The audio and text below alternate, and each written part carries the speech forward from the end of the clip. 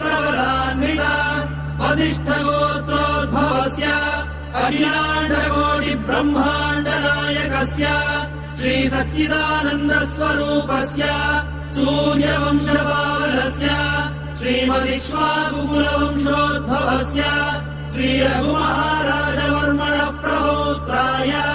अजमहाराजवर्मणः पौत्राय दशरथमहाराजवर्मणः पुत्राय चक्रवर्ति सार्वभौमाय श्रीमहाविष्णु अवतारभूताय भरतखण्ड आत्मस्वरूपाय